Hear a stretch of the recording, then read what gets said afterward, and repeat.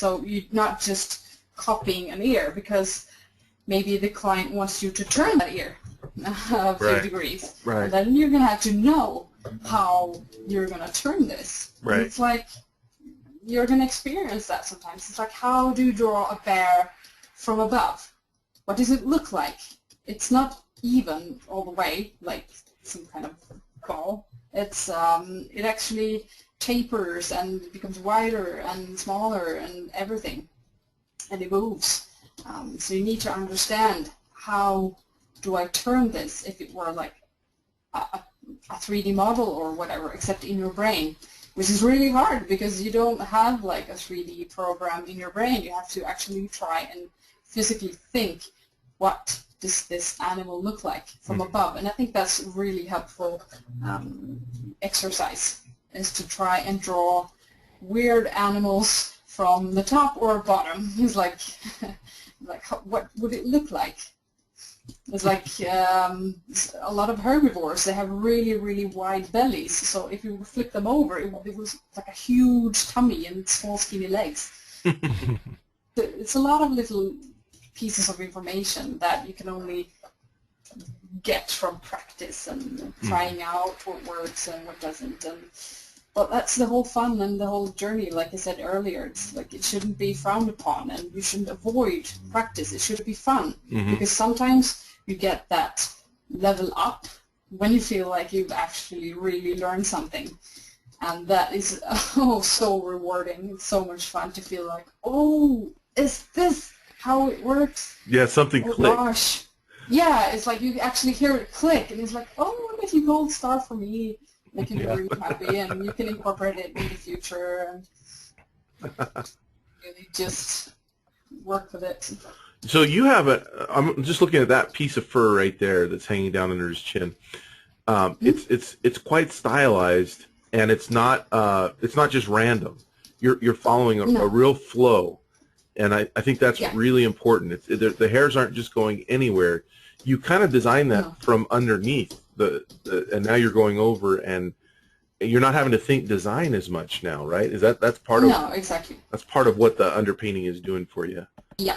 Now you're just strengthening what you put down before, and working from that. I think the tendency for a lot of people when they start to paint fur is they end up with chaos, and I think it's really important if someone were if you're using this as a tutorial, one of the things I might do is take a screenshot right there and actually draw the main shapes that she's using to kind of understand that those aren't just chaotic hairs going any direction.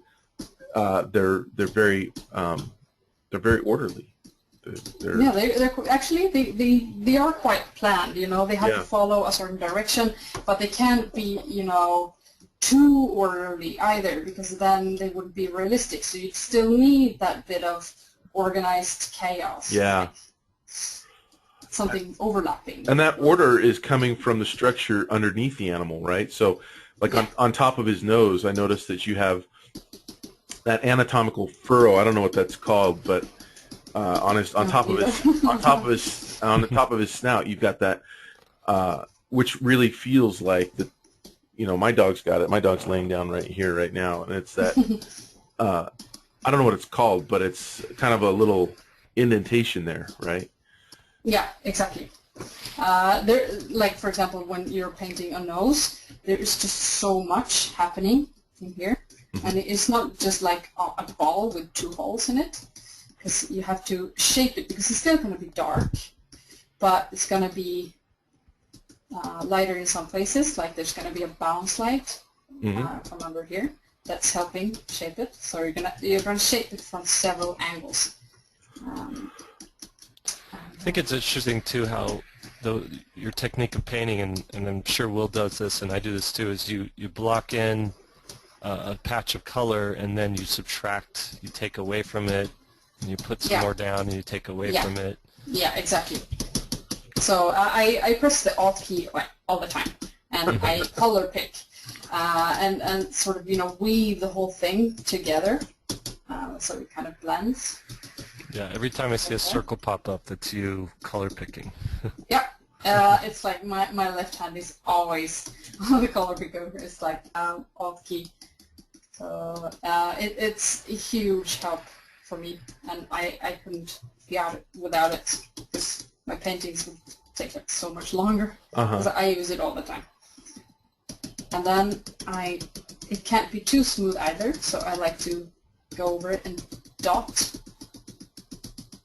with just the brush like that, give it a bit of structure. And the whole wetness with using, you can use pretty dark blue here. You don't have to be scared. It actually, you can actually pull it off. You can take a look up here. Is the tapping that we're hearing, that's from your stylist? Yeah, that's me. That's me. Being really mean to mine. That's a testament to Wacom if they can if it can take it, huh? Yeah, it's like, oh, take this punishment. It's like, yeah, it's quite sturdy. It's handled a lot of that.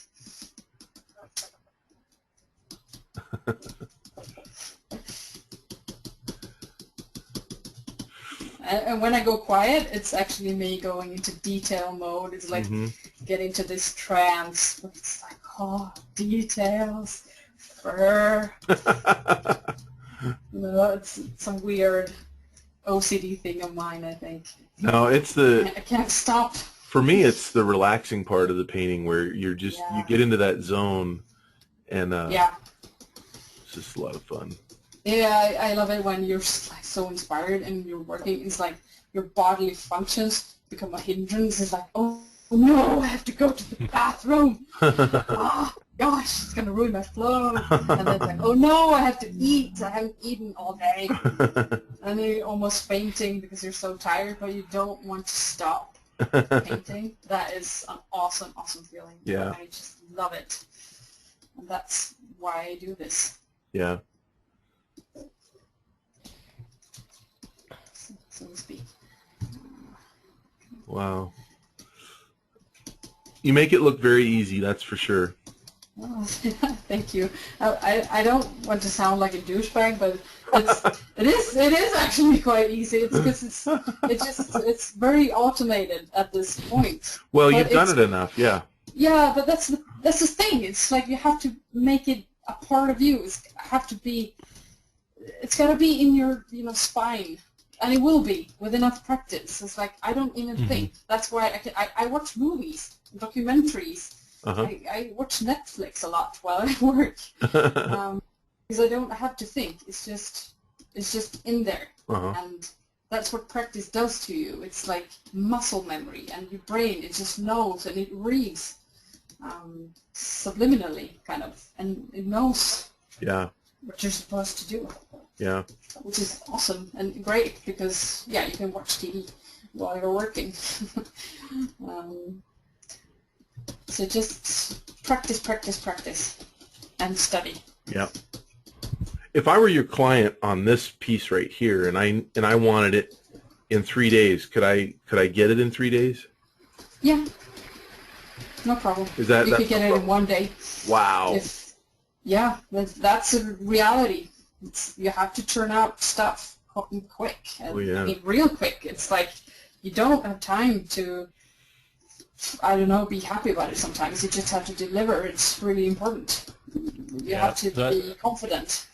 I always say finish, not perfect.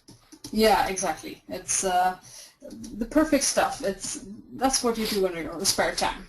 You have to, when you have time, just draw for weeks or months and just let it rest and have a think. Oh, if I do that, it's like it's not going to happen when you work. It's like, and sometimes you have to be able to swallow your pride. It does not taste well. Yeah. Sometimes the client is going to come and say, we want this instead, and then that that's not going to look nice, and you're actually going to produce something that you're not happy with.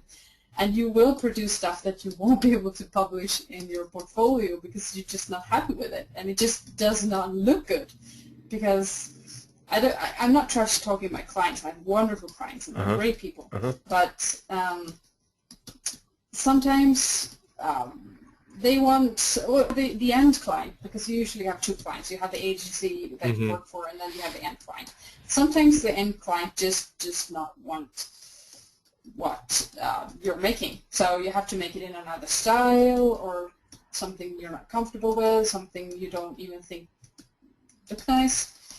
So it's, yeah, swallow your pride as much as you can.